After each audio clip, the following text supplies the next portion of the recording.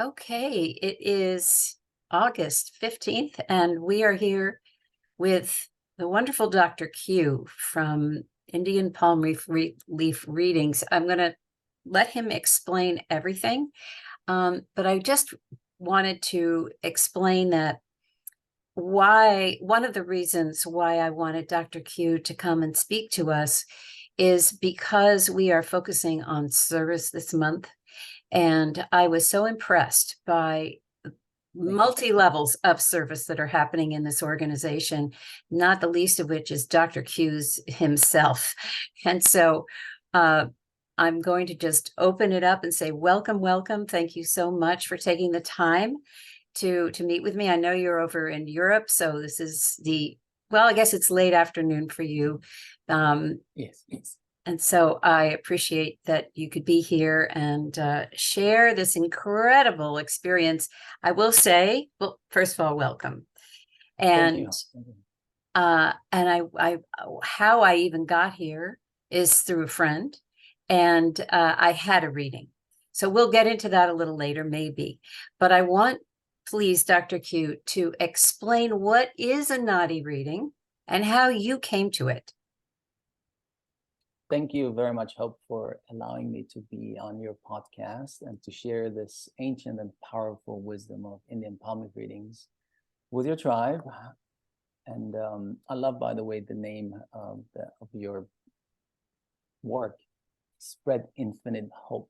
It's beautiful, by the way, I should say. I love it. Well, my name is Dr. Q, and it's not a stage name, by the way. You should know that too. I'm not an actor. Q is short for my Persian first name. And when I was a student, folks just started to call me Dr. Q because they thought it sounds cool. And then it stuck. So over the last 25 years, that gives away my age too, despite my high-end Botox treatment to trying to keep me young. And that's just a joke, is Dr. Q already. So everyone just calls me Dr. Q. Because some people think, oh, it's a stage name. Well, it's not really. It isn't. It's just a nickname that became the name that most people call me. First of all, I think you need to understand a little bit about me because I'm a white guy. In case you haven't noticed it, I'm not Indian. And yet I'm doing something that's intrinsically Indian, and not just Indian per se. It is Southern Indian in particular. It's something that's connected to the state of Tamil Nadu. And Tamil Nadu is the one state, if you wish, for those of you who have not been to India yet, the one state that is significantly different to all the other states. So if you want to see a different type of India, Tamil Nadu would be the state to visit. For simple reasons. They're Tamil people. It's a big state. 85 million people live in that one state, which is kind of like, looks like California, if you wish, just on the east coast of India, as opposed to the west coast in the US. And they speak Tamil. And they do not know, they don't speak, they're not being taught in school either, the one language that most of the rest of India speaks when they travel through this vast country with so many different peoples in it. It's called Hindi. So even if an Indian who comes to Tamil Nadu is kind of like a foreigner, really, because they don't speak Tamil, Tamils don't speak Hindi, and so they revert back to English, or rather English, the Indian version of English. So that's a little bit about Tamil Nadu. And our office, and basically also the hub of all this, when you go back thousands of years, happens in what is now known as Tamil Nadu, which is now in a country called India. But at that time, there was no India, there was no Tamil Nadu, of course. In the central parts of that state, you need to travel about 5 hours south of the capital city called Chennai, which is in the northern parts of that state. Chennai itself is ginormous, with 15 million people in that one little city alone. And if you travel 5 hours south, in the central parts is a town called Vaitishvaram Koil, and that is, legend has it, the birthplace of Nadi readings. Now, I brought a little picture with me that I bought at the temple in Vaitishvaram Koil, and here you see 18 Maharishis. Maharishi means great sage, and the guy in the center, his name is Agastya. And if I remember correctly, Hope, the Rishi who wrote your leaf was also Agastya. Now, the reason why it sticks out is he is the guy who wrote the most leaves. We had several hundred Maharishis that wrote leaves, but these 18 are deemed to be the main Maharishis. So if you go on a search for a bundle, usually the reader would look for a book or bundle written by Agastya. If you come back again for a second reading at some point, that means you can have more than just one reading, then they would look for books or bundles written by different Maharishis. I'll explain all that a little later, what a book is and so forth. Now, legend has it that these rishis, at that time, 2,000 to 4,000 years ago, 5,000 years ago, we do not have written records of any of that. So it's by word of mouth only. Sat down in meditation, utilized the power of the gods that they knew then. So you need to look through all the through historical glasses, if you wish. And the only thing they knew at the time was, of course, Hinduism. Hence, they utilized the power of Hindu gods. Shiva, his wife Parvati, Ganesha, their son, Vishnu, you name it, but primarily Shiva, of course, because he's the main god in Hinduism, to be able to tap into the Akashic records, download the information, and then they dictated the messages, if you wish, telepathically to their disciples, who then etched the information on palm leaves. Again, when you think back 1,000 years ago, there was no paper. So they were very smart. They utilized what they had in abundance at the time, and now too, palm trees, gigantic ones. And those of you who have not traveled to India, but maybe have been to, I don't know, Florida or California, the palm trees in Tamil Nadu are big, and the leaves are big, not so similar to the ones that you might be used to. So they cut them down into pieces about 10, 15 inches long and about an inch or so wide. They're not standardized, also important to know. So you got short ones, longer ones, 1 inch and a half, you name it. So I also brought a Booker bundle, so you know what that means. That's a Booker bundle. We're going to go deeper into this. And it's demo, because I used to use a real one when I went to expos, and I told people, please don't touch, because it's a real one that's several hundred years old. What do people do? They touch it, and then it cracks. It's brittle. And that's the reason why we just copied it over. So it's all made out of plastic, but it's an original one. And now I can show it, which I will open up in due time. So that is about how it all started several thousand years ago. And these books or bundles are now stored in archives or libraries across, for the most part, southern India and the state of Tamil Nadu. But because people travel, you know, they expanded, they traveled all over the place, even outside of India, what is now known as Sri Lanka, for example, or Bali in Indonesia, Tamils moved there. So they took the bundles with them. Now you can also have authentic readings in other countries. But the hub is still Tamil Nadu by far, like 95% of all that happens there. To make matters a little more complicated, we also have northern Maharishis, close to the Himalaya mountains, and they wrote their leaves in Sanskrit. Tamil, ancient Tamil, that's the language used for these bundles, and Sanskrit are considered to be among the oldest written languages in the world. So that's just an intro. Now, how come I do what I do? My cross, if you wish, in life is health. And I've spent more time in hospitals than most. I know that. When I was 16, I had cancer. I spent 3 years in hospital, hundreds of needles up my veins, chemotherapy, radiation, surgery, you name it, all that. But of course, when I was 16, I said, God, why me? I mean, I'm just a kid. And all of that happened because in 1979, if I go a little before that, I got diagnosed with cancer in 1987. So 16 years before that. I grew up in Iran. My dad's Persian, my mom's European, Austrian. And in 1979, we had to flee the country because there was a revolution. Some of you listening to this might have heard of this, or maybe were educated in history class if you're a little younger. Then, and since my father's side are Baha'i, we're not Muslim at all, and Baha'is are tortured, persecuted, imprisoned, executed, killed. And my father and his family are very prominent Baha'is, so we had to flee the country. Otherwise, my dad for sure, and most likely all of us would have been executed. So, and my dad was very wealthy. So I know how it feels to be wealthy, having a chauffeur and, you know, maids and all the rest of it. But overnight, we turned into paupers, refugees. We had to flee. We ended up with my mom's place in Vienna. So I know both sides. I know wealth and I know having no money at all. And that's one of the reasons why money isn't a big driver for me at all. I've never done anything really for money's sake. And so because we were in Austria at the time, there was another big catastrophe that happened. Some of you might have heard of that too, called Chernobyl. To this date, the most tragic nuclear catastrophe that has happened. Great Netflix story too. It's very disturbing 6-part series, which I of course watched out of curiosity. It burst in 1986 in April, that was, and the nuclear cloud traveled several thousand miles, and dumped the nuclear waste over Central Europe. And Vienna, Austria is in the heart of Central Europe. And now we know that it's because of that event why I and many tens of thousands of other people also got cancer. But it was never made public because politicians didn't want people to connect the dots. But I know because my cancer doctor, we became close friends, of course, because I was a kid, and she didn't see too many people survive, obviously. So when I survived, and we became friends, and she later became, that was in Austria, the Secretary of Health.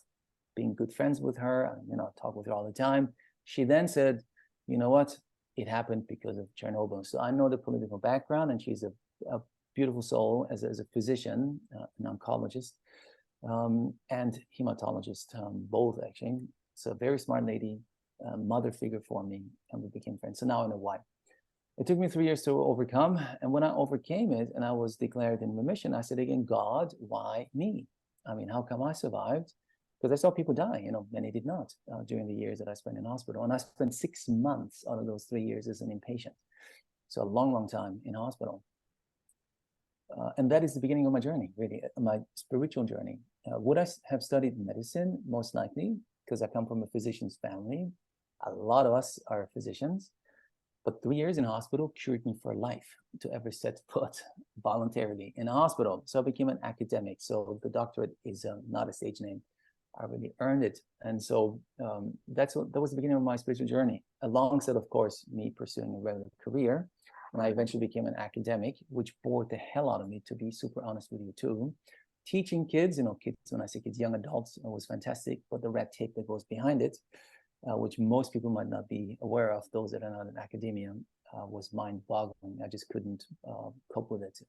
I thought to myself, that's a waste of my time, having to deal 80% of my time with nonsense to be able to do 20% that I enjoy.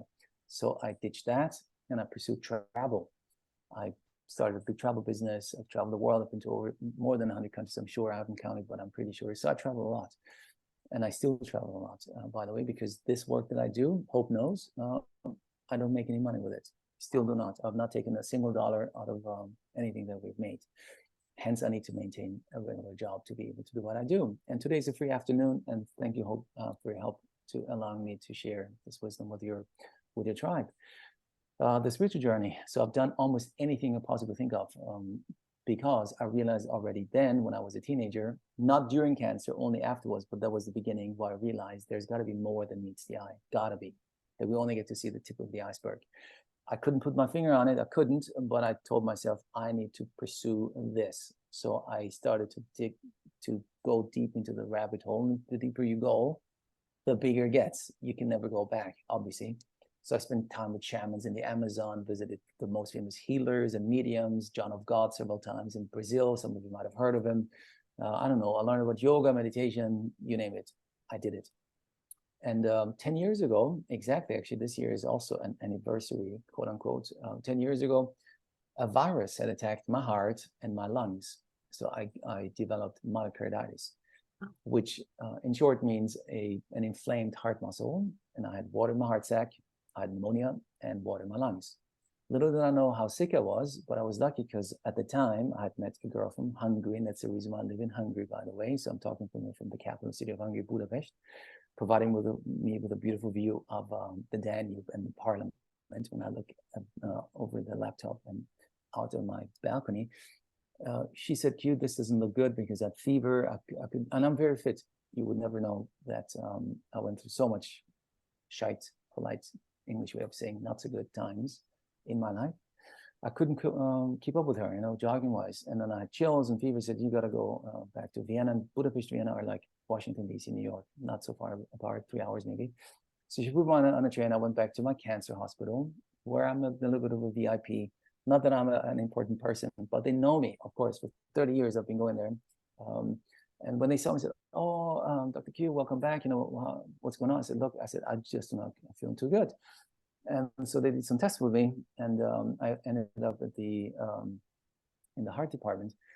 And the guy said, Dr. Moat, he said, you need to stay here. You're extremely sick. I said, really? I got to fly to Frankfurt in 3 days from now. And then he shouted in my ear, I said, Dr. Moat, I don't think you understand. You are deadly sick. You stay here. And I said, what's going on? I said, you have myocarditis, which means your heart could stop any minute. You could die right now. I was like, what? So I stayed, of course. That saved my life, because that day I collapsed. And I was shoved into the ICU, intensive care unit. And I only survived because my girlfriend had said, look, you got to go there. And obviously, again, the gods up there, or the high spirits, whatever you want to call them, decided that it's not my time yet to enter moksha, which means liberation. We can talk about that too, because it's part of the reading.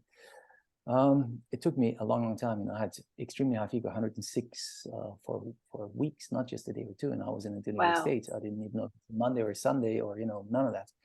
And the only thing they could do is just to put me under, if you wish. And my mom told me afterwards, because it's Vienna, so she lives in Vienna. She said, the physicians told us, all they can do is just sedate you and hope for the best. Either your body fixes it or that's it. And so when I was released, I couldn't walk, because there's a little gift that this virus left me with, and all the therapies that I received in my lifetime before. I had also had a car accident where I broke my wrist, and you name it. I went through quite some challenges in my life. Left me with what is known as fasciitis, is chronic stiffness and pain. So for 10 years, I've been battling chronic stiffness and pain. If I don't move my body, it stiffens up. Fascia, maybe you've heard of that term, is the net around your muscles and bones, and in between there is some sort of lubrication fluid, kind of like an engine of a car. If there is no oil, it gets stuck and maybe the engine explodes. And that lubrication is gone for the most part. So if in many parts, and fascia are all over the place, it's not just the places, it's everywhere. Yeah. And so I couldn't even walk, I couldn't even lift my arm when I was released. And my brother, as I told you, I come from a physician family. My brother is an orthopedic surgeon, so he comes in very handy. And I'm lucky because my brother is not a butcher, which many surgeons are. They just want to cut you open, and they enjoy that. He's also a spiritual man. He said, look, we need to fix you somehow now, because if we don't fix you soon, we have to cut you open and inject some sort of lubrication. Otherwise, you will be stiff for the rest of your life. You'll be crippled, he said. So it took me hundreds of hours, I'm telling you, not just one or two, and years, where they cracked open and went through all the fascia that I had back from, stomach, legs, all of that, and crack it open. So now it's open, but if I don't move, it stiffens up after a while again. So I must move my body. Hence, I do yoga every day, I go swimming, I have to. And of course, the benefit is that I'm fit. So it goes hand in hand. Nonetheless, if I don't, and if I do my real work, which means I'm in tourism, I travel all the time, after a while, my muscles start stiffening up again. So it's very painful to get back into opening them up again. So, but I'm here. I survived, otherwise I wouldn't be able to talk to you. And when I was in the ICU, my girlfriend, for whom I moved to Hungary, she traveled to Vienna, visiting, of course, in the ICU. She washed me. I couldn't even wash myself, She said, when I was in the ICU, I realized, I said, God, I've been in hospital so much. Why? I think, really, if you ask anyone who knows me, I'm a giver. I got daddy genes. I'm a helper. I don't do crazy things at all. Quite the opposite, as a matter of fact. And yet, I end up in hospital all the time. So I realized it must have to do with karma. Must, because this lifetime, I'm a pretty nice guy, I would say. And so when I told this to my girlfriend, she said, you need to do a palm reading. I said, wow, what's that? And she explained, and I said, and she told me, and that's another important fact, I told you this already a year ago. And I said, no, you didn't. I said, yes, I do. And she has an elephant's memory, so I trust her more than I trust myself. I said, okay. And that means I wasn't ready when she told me a year before. And then when I went in my head, I realized that I read a book by Deepak Chopra, who read a book 20 years ago called The Book of Secrets. And in one chapter of that book, he talks about his own Nadi reading too. At the time I read it, it didn't sink in at all. It was a good story, but that's it. But then, of course, I was ready to hear the message. And that is the beginning of this particular journey, because I wanted to overcome my karma. And now, and the rest is history, because the reading blew my mind, of course. The reader told me that in a by sentence, oh, and by the way, you're going to bring this to the West 10 years ago. And I was like, this guy's joking with me because I'm here to get healing and that's the end of it. I have nothing to do with India. I travel all the time. That's true. I love yoga. I do that. I love Indian food, but that's about it. And my enthusiasm after my reading, when I shared my story with friends and family, they wanted to get a reading done too, of course. And I said, okay, great. Let's go to India. And that is when I realized that for most Western people, India is a no-go zone, period. Maybe too hot, too dirty, too poor, food's too spicy, whatever the reasons might be. You need to get inoculation too, because you might catch something over there. So that's when I realized, okay, most people in the West will never go. To some people, it's a magnet. I know that too. But to most Western people, it's a no-go zone, period. And that is when I contacted the reader and I said, can we do this over Skype? And he said, yes. So in the early days, we did readings over Skype. And I had to sit in all of them because I also realized that people didn't understand the Indian English accent at all. It's very strong. Yes. And, I travel so much. And as you know, because you've been in a reading, and that's the reason why I sat in all of them and repeated things so they would understand in a more understandable English. But I went deeper than that because I didn't have any guide. Don't get me wrong, I did this on my own. There was no one like you had me as your moderator holding your hand and explaining things, the deeper meanings of it. When I had my reading, I just connected dots myself because I'd done so much work beforehand. So I understood the deeper meaning that I cannot take the reading verbatim, that it's a guideline, all the things I just understood.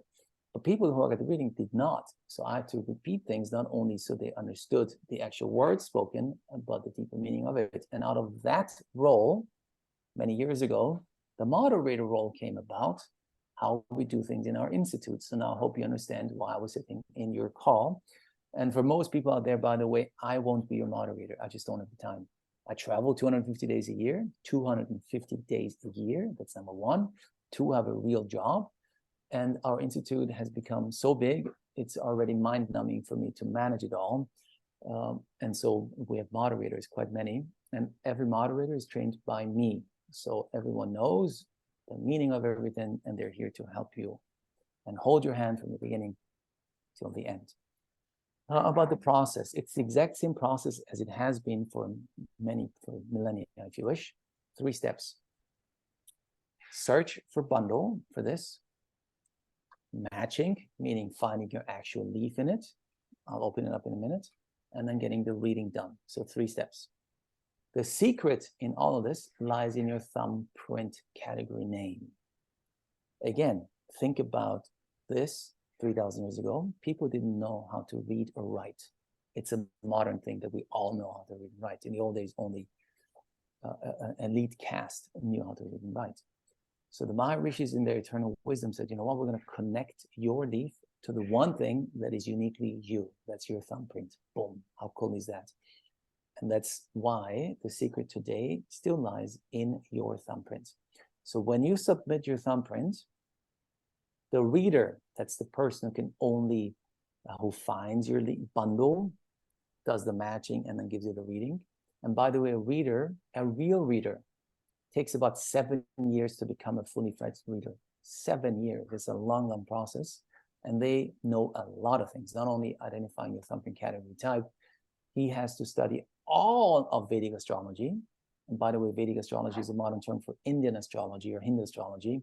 But in the 70s, when Ayurveda became hip in the West, they renamed it to Vedic astrology to connect it to Ayurveda more. And that is what we now call it Vedic astrology. But in reality, it's Hindu astrology or Indian astrology. And the big difference, Indian versus Western astrology, and Western astrology is, I presume, the one that everyone who's listening to this or watches this understands, is based on the sun. And Indian astrology is based on the moon. And now that I've been doing this for 10 years, I have come to understand that Indian astrology is way more precise than Western astrology, way more. So not only do they have study all of it, so they could be a standalone Vedic astrologist, but it's only one small part in order to be able to decipher the code of your leaf. They need to know all the basics of Ayurveda, gemology, numerology, you name it. They have a big task in order to become a reader. So the reader who goes on a search for your bundles knows only two things about you: your thumbprint and your gender. Women submit their left, men submit their right thumbprint. And then he looks literally through a magnifying glass on your thumbprint, and then he identifies your thumbprint category type. And there are 108 different category types, 108. And now that he knows your gender and your category type, he then goes on a physical search to these archives and libraries. Most of these libraries are way different to what you might be thinking of when you think of a library. You think of water dispenser, security guard, air conditioning, you know, it's organized, clean. No, most of these archives in reality are a small hole in a wall. That's what they are. Because most of these bundles are kept by individuals, families, reader families, that is. They're small, big ones, a small number of big ones, state-run, federal-run, Tamil Nadu-run, municipal-run, but the real essence of all of these is in the smaller ones, which have 200, 500, maybe 1,000 bundles. We do not know how many libraries there are because there is no computer system. There isn't. There is no registry book of any kind that tells who has what and how many. No, there isn't. It's India, my friends. Very different to what you might be used to from back home in the West. I know it's crazy. It's so that the search, so that you understand, because some people say, oh, you Google me, do this. No, none of that happens. The guy, the reader, if you're lucky, can find your bundle within a day because he would look in his own archive. Is there a book or bundle that matches your thumbprint category type? And by the way, every book that's a book or bundle has a number, a symbol or something on its cover. So he knows without having to open them up, is this matching your thumbprint category type or not? But usually it's not the case that he has one himself. So he walks over to his neighbor further away, then he hops on his bicycle, you know, to the next one, and then on his moped further away, or uses public transportation bus to travel an hour or two to a different village and town altogether, and then he starts going through those. Hence, the search takes a while. You're going to be very patient, and patience is a virtue, as we know. Now, you know, because we've done this for so long, the average search time is 6 to 16 weeks. Can it be sooner? Yes. Can it take longer? Yes. But on average, it's 2, 3, 4 months, give or take. We search for 6 months from the moment search starts, for 6 months. And the reason being, in our belief system, our energies change and they play a role in a reading too. Not your mood, whether you had coffee in the morning or not, makes no difference. It's your energy changes every 6 months. So hence, it could be that there is an energetic cycle where there is no lead for you, or you're in an energetic cycle that there is a lead for you. So in your case, Hope, you were in an energetic cycle where there was a message for you. So based on these, he goes on a physical search. And eventually, out of the thousands, mind you, of bundles that would match your category type, and there are 108 different category types, can you imagine? So we're talking hundreds of thousands of these bundles all over the place. He pulls intrinsically, you know, I asked him many times, how come you chose this one and not that one? He says, I don't know. It's just connection to the universe somehow. These are very spiritual people, mind you, extremely spiritual. Our readers are amazing human beings, way more advanced than I am. They just know things. And so he picks it and brings it back to the office. And that's the search part. If you were in India, you will go to the office, of course. And office is also a very a big word. It's more or less a hole in the wall. That's what an office is. Because sometimes people say, oh, Dr. Q, can I go to India? I want to do it the authentic way. I said, my friend, you have no idea what authentic means. I go to India all the time, and I have my reading in an office. First of all, because of the chemotherapy that I received, I'm very sensitive to scent. And these buggers, they light up 20 of incense sticks, 20 of them. Not only can you not see, but I'm overwhelmed. It's like being hit with a sledgehammer, scent-wise. And then you sit across the table, a desk, and then he mumbles things to you, and you got to scribble things down fast because you want to record it because there is no recording of any kind. Our system is way more comfortable than the real way of doing things. So matching and reading happen in one sitting, whether you're in India in an office or do it online as you did, Hope, in a comfortable way as you can vouch for. Matching means the reader who knows nothing about you, one more time, he only knows your thumbprint and your gender, right? He opens up the book in front of us. And of course, they meditate beforehand. It's a big process before the actual reading starts for the reader. And in our case, there are two people in our office in India. We have a brick and mortar office in the city of Tamil Nadu, as I mentioned before, near the town of Vaitishvaran Koil, which is the hub for these readings. So we have the reader who, they do not speak English. They don't. None of our readers speak English. Hence, we need to have an interpreter sitting next to them. So they interpret Tamil or ancient Tamil to English, or rather Hinglish, which means you need some time to adjust to the way of speaking English. And believe me, I hope we spent tremendous amount of time and money trying to westernize their English over time. It's almost a lost cause because they all fall back to the way they speak English back home. Yeah. Just one or two, examples, children's. It's like, my friend, it's children, child, children. But they're being taught in school, children's. And it's hard to take that away from them. Or we went to a non-veg restaurant. What do you mean by non-veg restaurant? What's that? You need to know that Tamil Nadu, the southernmost state of India, is primarily a vegetarian state. So if you go to a restaurant, again, was an eye-opener to me too, I must admit, they're vegetarian. It doesn't, when we go to a restaurant in the West, it says we are a vegetarian or vegan restaurant. So you know that it's a out of the norm restaurant. There, a vegetarian restaurant is the norm. So if you're a not vegetarian restaurant, it's written big bold letters, non-veg. So you can get, so that's how it's different terms they use, and it's very hard to get used to it. Hence, we have a third person that I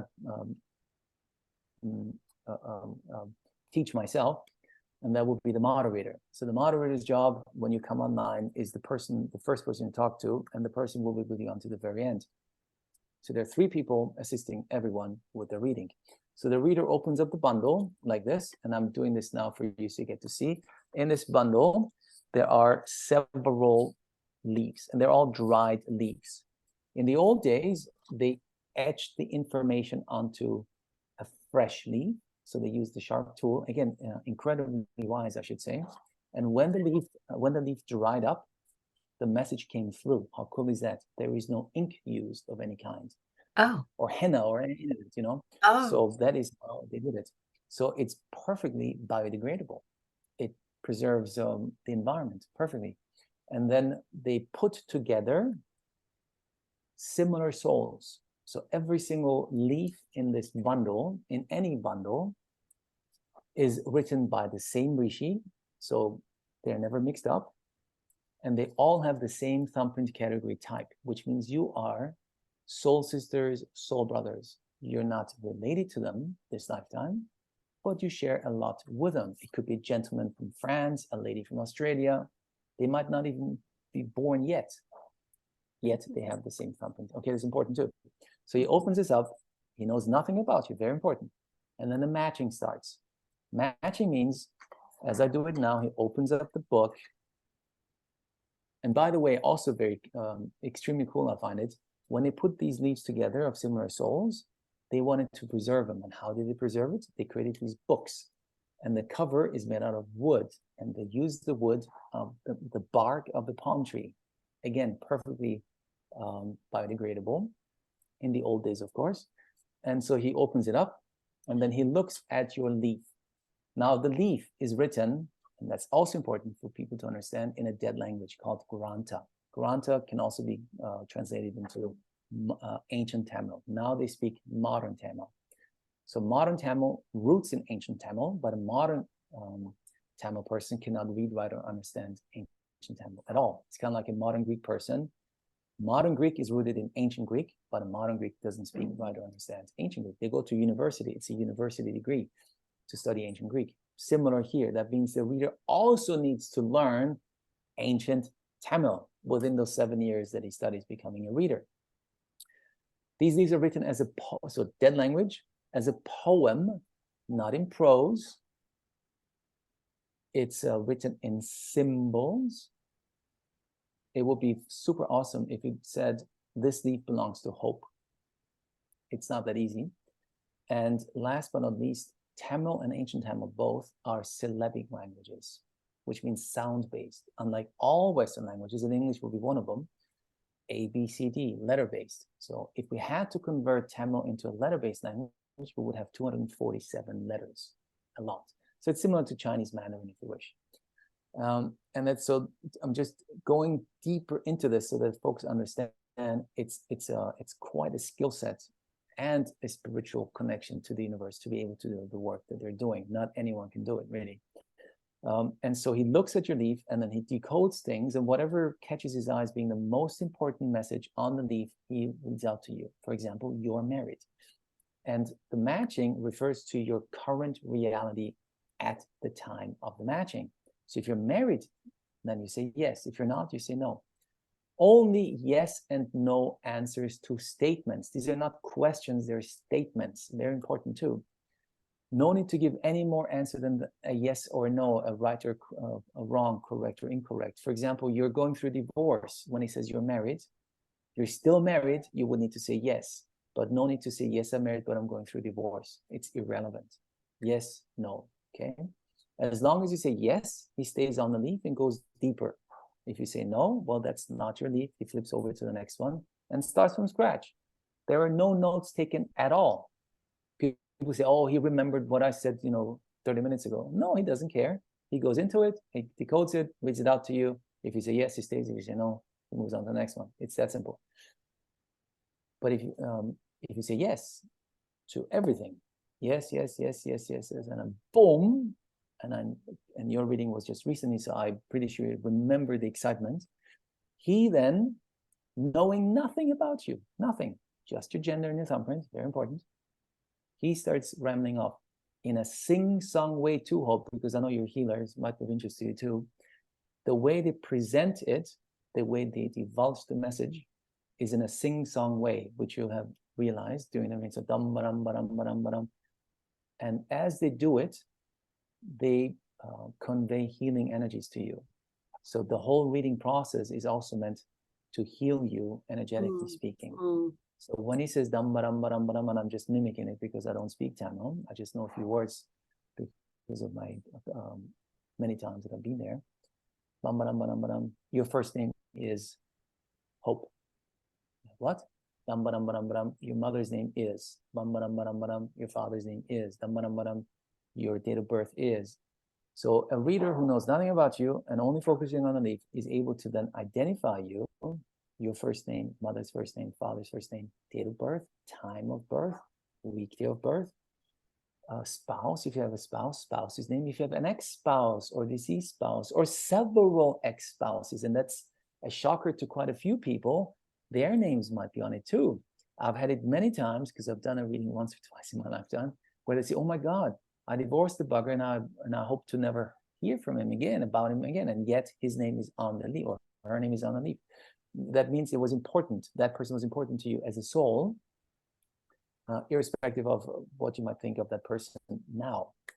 So those names, they will tell you how many children you have, if you have any children, grandchildren, if you have any grandchildren, their gender, siblings, how many siblings, their gender.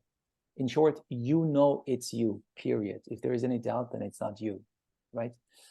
And again, this matching process in the eternal wisdom of these amazing rishis, Maharishis, they said, because they knew the message, they knew it, but they had to somehow be able to convince us, our intellectual minds, that we can say, yes, that is me. So they came up with this matching process to not only connect it to your thumbprint, but also to information that you can verify, so that you, in the shape and form that you're in now as a human, can accept, yep, that is me. So that message is for me, matching. Once all of the information is revealed, you know it's you. That's called matching. Matching comes to an end. And then the reading starts. Now, the reading is based on 3 aspects. Important. The one that I already shared with you is your energies, not your mood on that day, whether you had a fight with your husband or wife or had coffee in the morning or not, makes no difference. That would be a mood. We're talking about your overall energies, which change every 6 months according to our belief system. 2, it's based on the planets and the stars because they have an impact on us. And the tool we use, the vehicle we use to tap into that information is called Vedic astrology. And that changes all the time too. And the third part, that's the only part that never changes, that will be your thumbprint category name. So based on these three, the reader looks at your leaf, decodes it, and gives you a possible life trajectory from today, from the day of the reading, until there is no more writing on the leaf, which could mean the end of your life, but not necessarily. So it's a life trajectory from the moment you get the reading until there's no more writing on the leaf. If life were linear, which it is not, then it will give you a good indication of where your journey is headed given the day you get the reading. If you like it, you work for it to make that a reality. If you don't like it, that usually means blocks were identified in your reading. We give you the tools helping you to overcome the blocks so that you can steer your ship in the direction to make it a better life trajectory. In short, anyone can get a reading. You don't have to suffer from so much pain as I have to get a reading, because the ultimate aim of any reading, the Rishi's aim, was to help you create a better life trajectory after the reading. Better, whatever better means to you. To me, it means no more hospital. I calculated roughly 1,000 needles have gone into my veins in the past 1,000. I'm sick and tired. As soon as I see a needle, I could vomit. I'm done, you know? So my thing was no more hospital. That's it. No more tubes down my throat. No more sedation. None of that. Some other people might have relationship issues. They want to have a child, better money, a job that is in alignment with their soul, whatever challenge you come up with, you have at the time you get the reading, just make it better. What's important, folks, is that a reading is not meant and not here to make you feel better about yourself. You're not chosen. None of us is chosen. We're all special and important. Hence, the reading is given to you raw, not sugar-coated. Not. It's not meant for you to feel good about you. Oh my God, look, I have a leaf and I'm important. I'm a healer. No, that's not. It's nonsense. As I told Hope before we started our reading, I don't care if a VIP comes into the reading, whatever VIP might mean, or a simple person. I don't care, because we're here to help you create a better life trajectory for yourself. And it plays no role whether you are a VIP or not, because it's for your soul, right? That's important. So it's not sugar-coated. It's not. And that is, for some people, hard to digest. Because some of them come into a reading with the expectation to be told they're awesome, beautiful, chosen, and then all of a sudden they're being hit with blocks. This is, you got to do this and then the other. Now, they tell you, it's what we do in our institute, and the way we do it is, again, different to many other readers. You need to know that a reader doesn't go to reading school. So there is no university or college or, or some sort of a school where people go and learn the same thing. No, usually readings are passed on. The wisdom is passed on from grandfather, father, son, and so forth. You can enter the system also as an outsider. Then you would need to find a guru for yourself, somebody who is willing to take you on board as an apprentice, and then eventually over time divulge the message to you. That means that we have different schools how to interpret a leaf. The way we do, and that means when we do it in our institute, I cannot, even though a reader might be a wonderful human being and very good at what they do, they need to adhere to our school system because they're different ones. And the way we do it, and hope you had a reading yourself just recently, it's very intricate.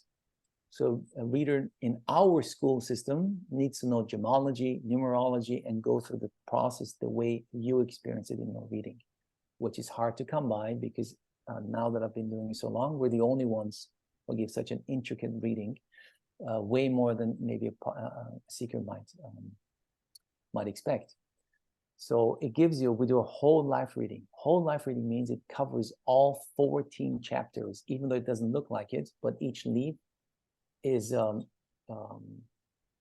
separated into 14 chapters. Last chapter will be the Puja chapter. That's the most powerful chapter. Puja chapter, the remedy chapter, which we will talk about later, helping you overcome the obstacles and blocks identified in your reading. So it's all chapters. That means family life, health, spirituality, career, money, education, you name it. All of it that's important to a human being. To not everyone, at the time they get a reading, all chapters are important. If you're a 78-year-old person, education is not important to you because, you know, that was way before. To you, at a 70, 80-year-old person, or 50 or 60, whatever, I'm just choosing these numbers randomly, important is, oh my God, how will my children be, or grandchildren? I realized it firsthand when I was the moderator for my mother, when she had her reading. She really doesn't care about her health too much. I mean, she does, but you know what I mean? It's not so important. She's now almost 80. But her entire life is now us, the two sons that she has and the kids that my brother has. That's it. So to her, that was the most important part of the reading. To some people, it's important to change their diet. And the reader hence gives you a lot of information of foods to avoid and foods to put into your diet. Some people get none of it because it's, to them, at the moment they get the reading, not important. Do you know what I mean? So it's very individualized, what is focused on and what's not. Nonetheless, all chapters are touched upon. And you will be given the good, the bad, and the ugly, and that's important.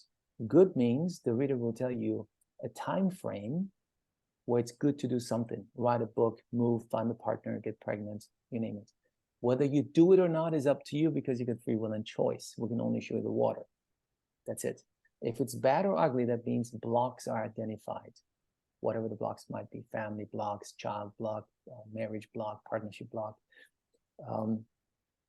I keep saying that if a block is identified, embrace it with all your heart as a blessing in disguise. Embrace it. Own it. Because even up until the reading, you had blocks. You were just not aware of them. Meaning you were kind of like a blind person walking through a forest and hitting a tree, not knowing why.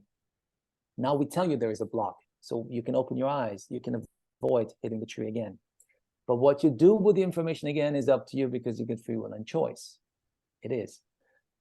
That is another most important aspect of the whole reading. A reading is here to help you create a better life trajectory for yourself. Whether you do it or not is again up to you. No one's life is set in stone, cannot be set in stone or written on a leaf. If it were, then you and I and everyone else out there would just be puppets. And I refuse believing that we're a puppet. We choose daily something. Turn left, turn right, have coffee in the morning or not, tea instead, kiss my husband or not, you know, all these things, we either consciously or subconsciously. And on the sum of it all gives a direction of our lives. That's it. So the reading is here as to be taken as a blueprint for your life, as a compass, as a map, so that you can steer then your ship after the reading into the waters that you desire, that you want.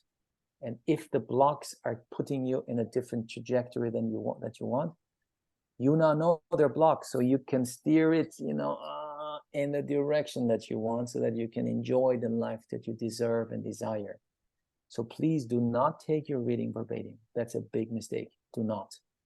Take it as a compass, then it's a winner. So now I should explain to you the trajectory and the reading here to help you. At the end of the reading, your remedies are shared with you, called puja. And puja, literally translated, means healing ceremony or ceremonial act. It's not a religious act, also important, because quite many times people say, oh, I'm a Christian, I'm a Muslim, I'm this, I'm that. Does it interfere with my belief system? No, it doesn't. You need to think of this again through historical glasses. Several thousand years ago, these rishis only knew of Hinduism and Hindu gods. So they used the power of the gods that they knew to tap into their Akashic records. And at the same time, they provide you with the pictures or the wisdom of these gods so that they can help you overcome the blocks identified. For each block that's identified in your reading, you'll be given a cycle of pujas, of remedies. If I may explain the power of it a little more, because really the magic, the power, the magic in a reading lies in the pujas. It really does. now that you're aware of, because life is kind of like waves, energy, our conversation, belief systems, food we eat, the computer that's here, relationships working or not working, money, it's just energy, really it is. It's just manifested in a certain way. Now, if something in your life is going well, and I learned this through very hard times that I've had in my life in hospital, if something goes well, that means the energy is flowing as close as possible to a sine curve, because sine curve in mathematics is the most perfect curve there is. Sine curve might not be exactly a sine curve, but it's close to it. So that means relationship work, your money's okay, you have a good job that you enjoy, whatever that might be. But if in an area you struggle, that means the sine curve is screwed up. And the more screwed up it is, the further away you are from what you want to have. So the block identified tells you that, look, this aspect of your life is not flowing, is not in flow. You got to do something about it. So these pujas, to use a Western term that I developed over the years that I've been in talks, look at them as an energy shifting exercise. That's it. That's an energy shifting. That's what it is. So, and I meditate daily. And meditation is an energy shifting exercise. If you pray, if you go to church, whatever temple, that's an energy shifting exercise, because you want your energies to be in flow. And these pujas help you to achieve that. Now, the pujas, unlike the reading is not to be taken verbatim. It's a guideline.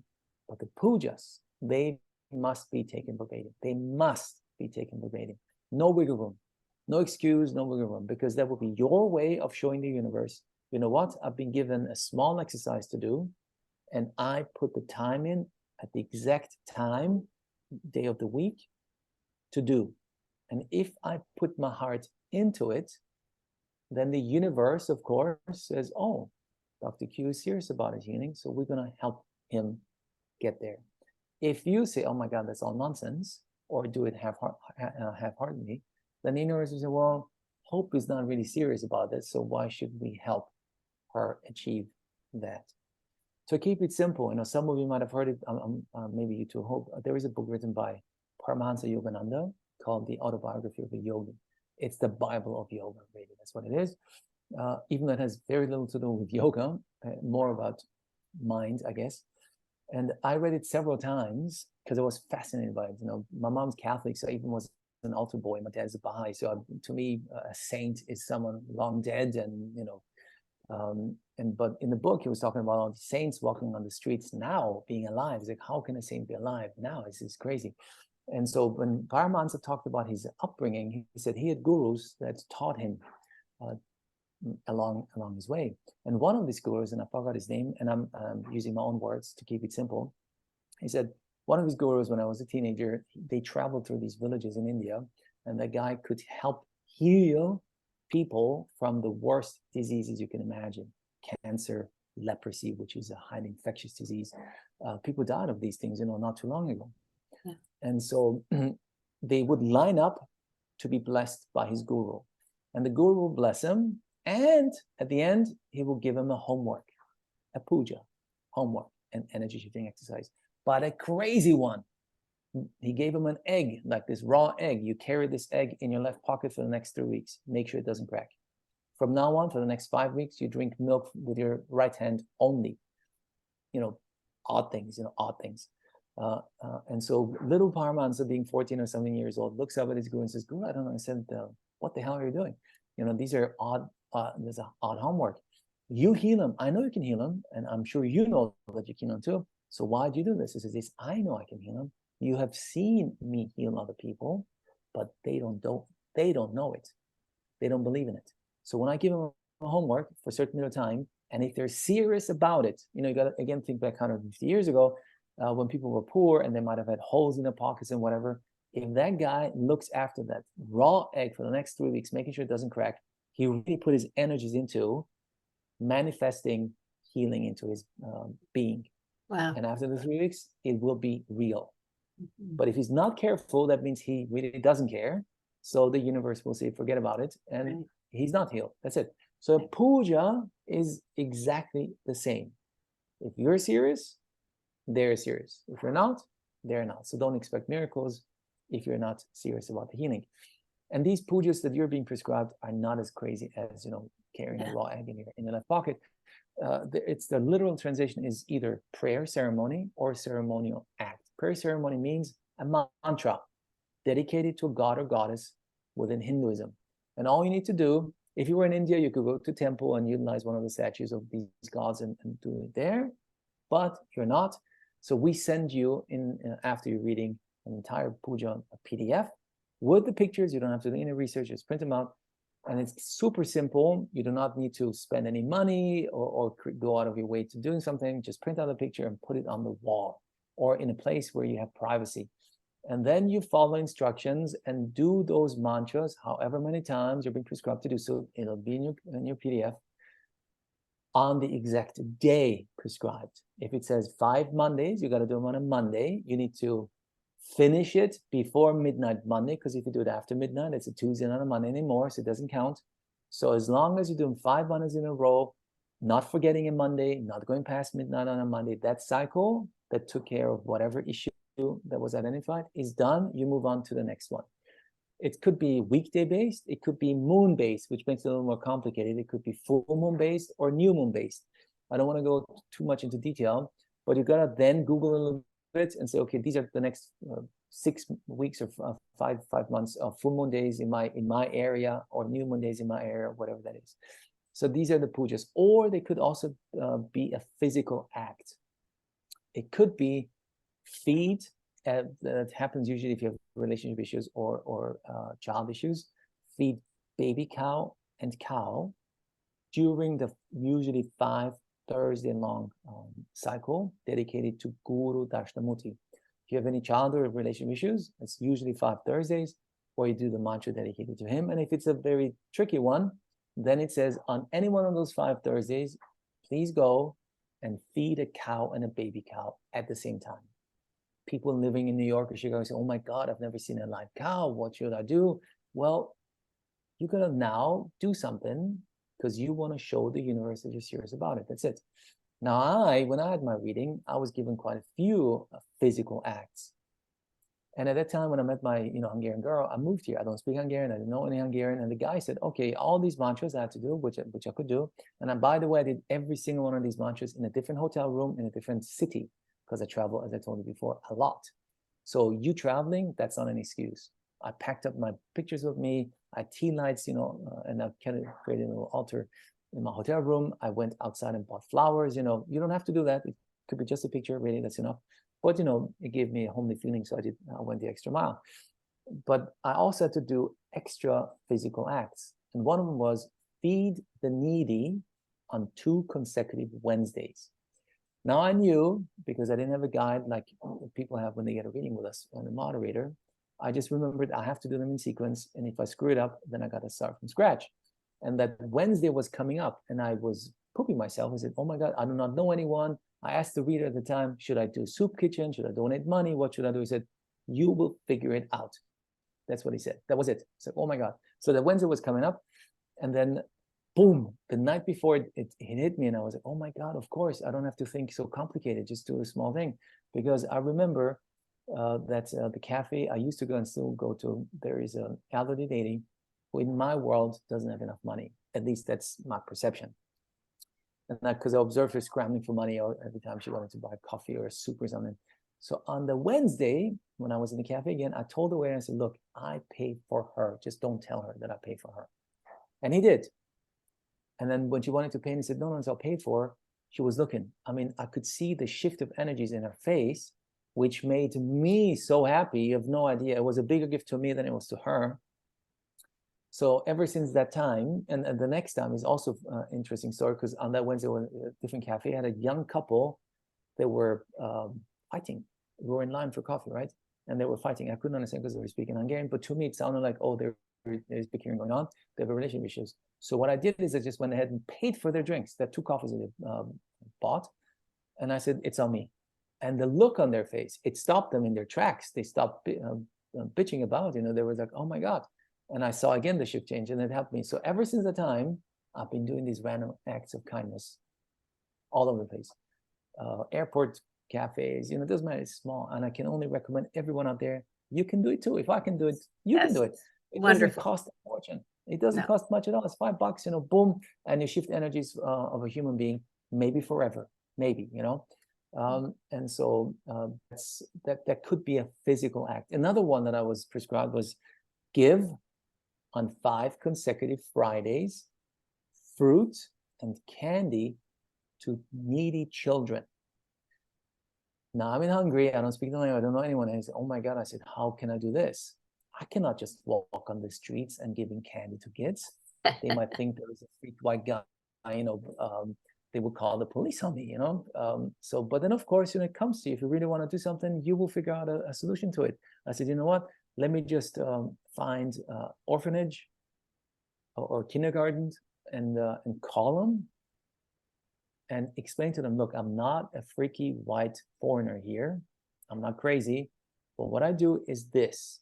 And I would like to donate to you on a Friday fruits and candy. Is that okay? Of course, all of them said yes, because, and I didn't do it just for 5 kids as I was prescribed. I just bought a whole bunch of stuff and gave it to them 5 Fridays. There it is. Okay. So you can do it. If I can do it, anyone can do it. So that would be a physical act. But most of the time, it's a mantra that you recite. And as you do these pujas, you will realize as time goes by that energies have started to shift and things start to change for you in the direction that you want. And with this, I've come to an end of explaining things, but I could talk forever because there is a lot more involved in this than I can share with you in an hour. But I'm more than happy to go deeper if you guide me which direction you'd like me to take this. Okay, beautiful summation of the whole process. And it is quite a process. I have a couple of questions, Sure. and also because again we're focusing on service, I'm so moved by the Maharishis that decided it was important to gift people in the future with this Yes. information. I mean, right from the beginning, it's a huge act of service, It is. right? Mhm. And Yes. and then to go to the lengths of the tiny inscription, then they are tiny. I could see just little tiny symbols etched into the leaves. The precision and I don't imagine back in the day that the people who were doing this were paid. I mean, this whole thing is a font of service. And Yes. and so when something at its origins is from that, then the ripple effect is going to be massive. And the other thing that I had a question about, you were mentioning about the chapters, the 14 chapters, and I have to go back and listen to mine because I don't remember anything about, for instance, what foods I'm supposed to eat. I didn't like that was totally blind to me, so probably wasn't important. It was important, correct. Yes. But I'm going to go back and listen. I had a question about these different schools of Nadi readings, and do they share the same libraries, or are the libraries? Yes. They do. Yes. Okay. Yes. Okay, so it's in how it's interpreted and how it's delivered that the different schools have. Correct.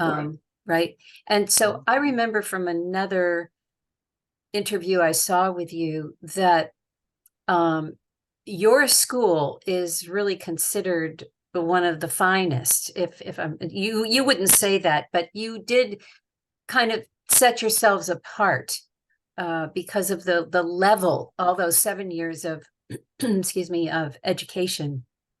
Yes. Because there are other places that offer Nadi readings, but why would we come to you, and your school? And I just remembered that. So go ahead and just talk about that just for a minute. First of all, I'm the last person trying to persuade anyone to get a reading. First of all, a reading in general or a reading with us in particular. To me, it makes no difference. As I explained to you before, I personally make no money with this, period. it's a good karma work that we do. And as we started this institute, I saw the magic. I mean, I saw the beautiful souls that are doing this, the readers that is, and the interpreters too, really, because they dedicated their lives in doing this. And that's an art, if you wish, or a divine service that is dwindling. More and more young people, or people per se, are pursuing a worldly career, because India is a fast-changing country, very fast-changing country. And the status of a reader used to be similar to the status of a shaman, if you wish, of a Native American tribe or so. So very highly esteemed in his community. And it's only male. That's the reason why I can say his and not his and her. It's only male, his community. But over the past 50 years, you know, India has changed a lot. Now we got all these IT companies everywhere, math geniuses and call centers. That's what the new India is. So the next generation, if you're a person in line of great-grandfather already having been who has done this before and passed it on through generations, more and more young say, no, that's not for me. There is I can make a lot more money if I do X instead. So whoever really does it now, the real ones, by the way, as much as I personally like India and I would have to go just because of this to India many times, you need to know also, just because you go to India and you're standing in front of a person who claims to be a reader does not necessarily mean that that person is actually an ethical human being. As a rough guesstimation, even if you go to Vaitishvaran Coil, the majority of the readers are fake. If it's not 100% fake, then they only have a small percentage of the wisdom they need to have to really give you an in-depth reading. They would sell you almost anything for a quick buck, apart from maybe heavily overcharging you. So even if you're an Indian going to Tamil Nadu, to them you're just, to them they will be foreigners too, because they don't speak the language. So you got to be very careful. That's number one. And it took me a long time to create this the way it is. Not easy at all. And the way where we are able to do this is not losing your face. So whoever enters our universe is entered by someone who's in our institute already, and that person's reputation is on the line if he brings in someone new. So the last thing he wants to risk is his reputation. So we know whoever joins our ever so growing little institute, we can trust. And then over time, we realize, yes, we can trust the person, and trust the person knows what they're doing. And by the way, all of our readers are swamis. It's a little bit about the reader too, because once you finish being a reader, you are a reader. That's it, you're a reader, a Nadi reader. After some time as a reader, and that's usually 10 years or more, your peers will start referring to you as Swami, Swamiji. That means advanced reader. So you earned the respect of your peers. And after another 10 years or so or longer, your peer Swamis will refer to as Guru, Guruji. That means the utmost level you can reach. And all of our readers are at least Swamis, and we have one Guru, of course we do, because that will be the head of our institute. And even though, because one of our Swamis outside our institute is a Guruji already, but within our institute, out of respect to our Guruji that we have, he remains a Swamiji. As you can see, they really do with all of their hearts. They respect each other. And Indian palm reading, by the way, is also a term that I created because I realized people have no clue what this is all about. So I thought if I give it a literal meaning, name, they would understand. Indian, so it's connected to India. Palm leaf, so they understand there is a leaf involved in reading, there is a message in it. And yet, many times I get a message saying, can you read my palm? It's like, dude, read the website before you contact us. It's not tea leaf reading, it's palm leaf reading. But in India, we call it Nadi reading or Nadi astrology. Nadi has many meanings, but the meanings that would be of interest to you is seeker, hence we call people who get a reading seekers. It also means leaf, the leaf it's written on. It means pulse, referring to life, humans per se, but it also means the exact moment in time the message is divulged to the seeker, not a day before, not a day later, on that day. Yes. And so hence sometimes, 90% of the time, first matching attempt is successful. So you book your reading, you get the matching, and then there is no matching. Then we say, don't be stressed out. It just means it wasn't today. So we go back and search for more bundles. And a few weeks later, we found new bundles, because the second search period is much faster than the first, because now the reader knows better where to go. And then this 99.9% success rate in second matchings. So basically, second matching means we will find yours. Very rare cases, we had a third matching, and only once a fourth matching. And so that's a little bit of also the matching process and the readers that are involved in why we do it. On top of all of that, we're now a not-for-profit foundation. I'm very proud to say that, because it's just being established. It was a long process to get to this point. And the whole purpose of this foundation is to help preserve this ancient and powerful wisdom for the rest of humanity. At the same time, do good things. Hope you already know, we put significant money, it's not just a dollar or two, into the orphanage that is in our town, where the brick and mortar office is in. And every reading helps us doing so we can help more. And we're now expanding into what else can we do to help poor families that are in the area. And there are some ideas that we have, and they will be announced once they're ready to be announced and we can actually do them. I'm also at the moment, I was introduced to an amazing, I think their foundation maybe two, or a system company, and they do, it's called, I forgot the name of them. What they do is they create shoes that grow with kids. Amazing thing. And so we want to invest into that and help some of our Indian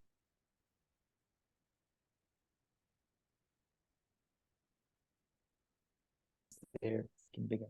And that is what we're aiming for. So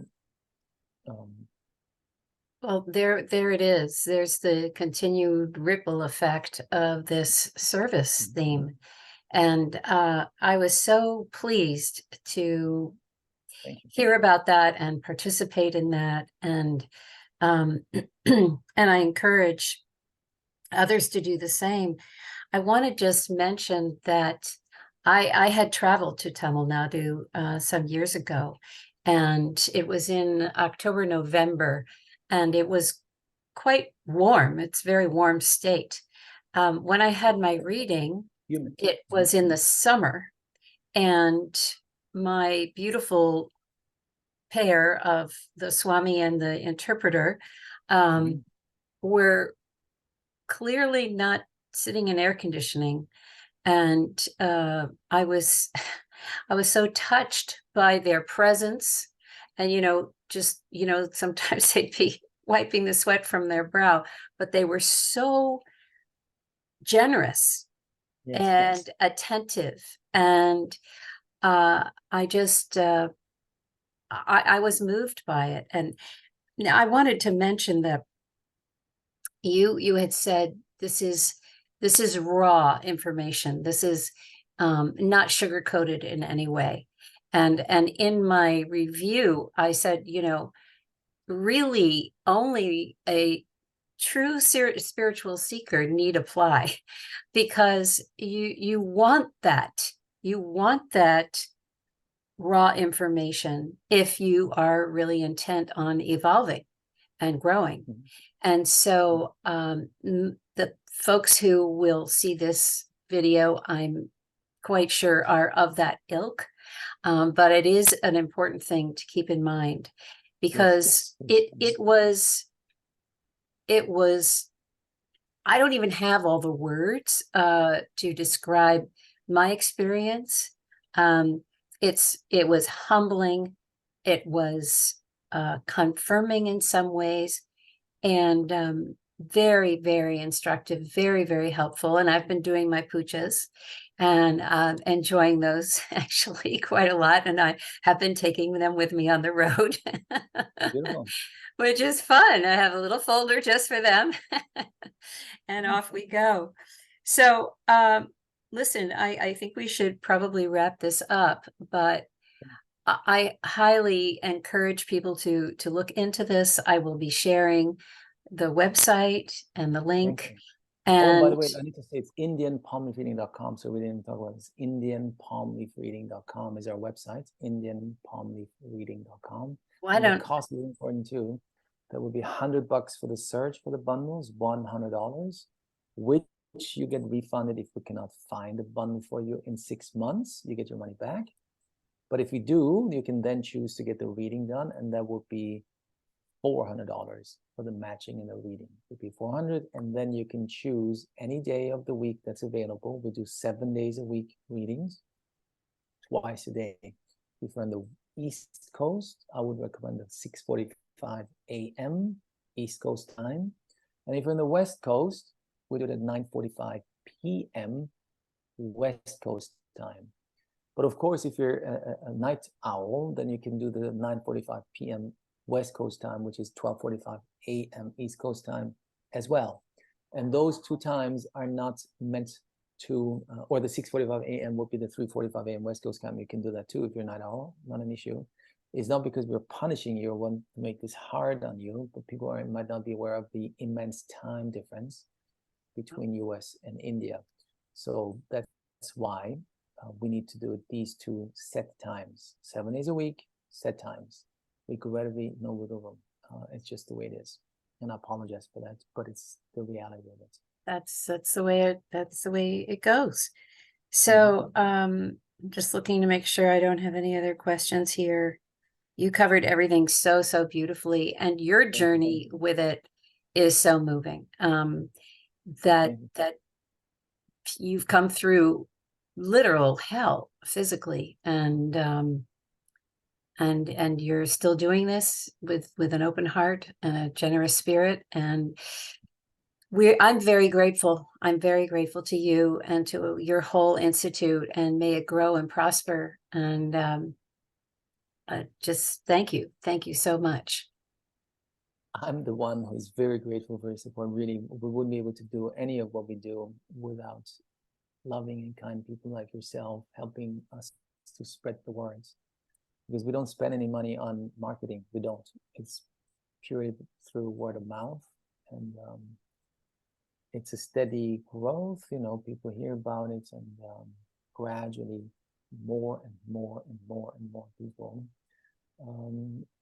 will hear about it. So hopefully, we can help them to create a better life trajectory for themselves. And as they have a better life trajectory, then they can pass on their good energies to other people. Whether those get a reading or not makes a difference. It just helps making this a better place. Beautiful. A person at a time, one seeker at a time. One seeker at a time. That's what it is. Every person counts. Every person. Yes. Thank you. All right. Well, thank you so much. And I'm sure many people will be going on your website and signing up. Very much appreciated. Thank you. All right.